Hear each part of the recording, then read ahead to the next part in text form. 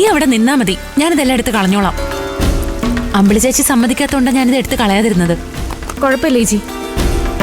അമ്പിളി ചേച്ചിക്ക് എന്നെ കൊണ്ട് തന്നെ ചെയ്യിക്കണം എന്നുള്ളതുകൊണ്ടല്ലേ ചേച്ചിയെ വിലക്കിയത്. ഞാൻ ചെയ്തോളാം. എടി, നീ ചെയ്യണമെന്ന് ഞാൻ പറഞ്ഞോ? ഒരു കുഴപ്പമില്ലാതെ ഒരുത്തി അവിടെ കിടപ്പുണ്ടല്ലോ.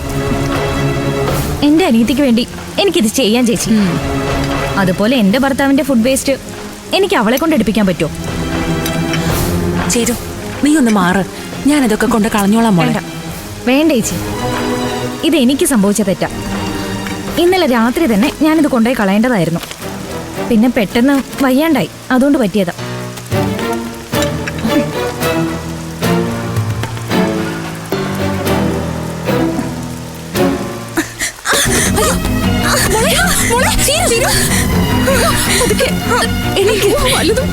പറ്റിയോ?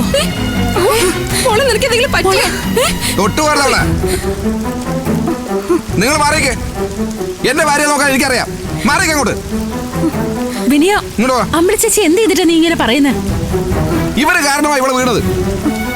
ഒരു ഗർഭിണിയാണെന്നുള്ള പരിഗണന പോലും കൊടുക്കണ്ടേ? പരിഗണനയുടെ കാര്യമൊന്നും നീ പറയേണ്ട വിനയ. അതേക്കുറിച്ച് ഞാൻ പറയാൻ തുടങ്ങിയാലേ നീ ഇവിടെ ഓടേണ്ടി വരും. ഞങ്ങൾ ഇവിടെ ഓടിക്കാൻ വേണ്ടിയാണല്ലോ നിങ്ങൾ ഇതൊക്കെ ചെയ്തോണ്ടിരിക്കുന്നത്. മതി, ചീരുവിനൊന്നും പറ്റിയില്ലല്ലോ. ഇതൊരു വലിയ പ്രശ്നമാക്കണ്ട. പറ്റിയോ ഇല്ലോ എന്ന് ആർക്കറിയാം. ചിരു മോളെ എവിടേക്ക് ഇടിക്കോ മറ്റോ ചെയ്തോ? ഇല്ല. നമുക്ക് വേണമെങ്കിൽ ഹോസ്പിറ്റലിലോട്ട് പോവാം. വേണ്ട, കുഴപ്പമില്ല. ഞാൻ വേസ്റ്റ് എടുത്ത് കളഞ്ഞിട്ട് പോയി റെസ്റ്റ് എടുത്തോളാം. നീ കളയാനോ? അതൊന്നും വേണ്ട. നിന്നെ മുറിയിലാക്കിയിട്ട് ഞാൻ വന്ന് ക്ലീൻ ചെയ്തോളാം. അതിന്റെ ആവശ്യമൊന്നുമില്ല. കിച്ചണിൽ വേസ്റ്റ് മണത്തപ്പോ അമ്പിളി ചേച്ചി ഒന്ന് പ്രതികരിച്ചു എന്ന് വെച്ച് അതിന്റെ പേരിൽ ഒരു മത്സരം ഒന്നും ഈ വീട്ടിൽ വേണ്ട. വിനയൻ ചിരുവിന്റെ മുറിയിലേക്ക് കൊണ്ടേക്കോ. ബാക്കി കാര്യങ്ങളൊക്കെ ഞങ്ങൾ നോക്കിക്കൊള്ളാം. നീ വാ.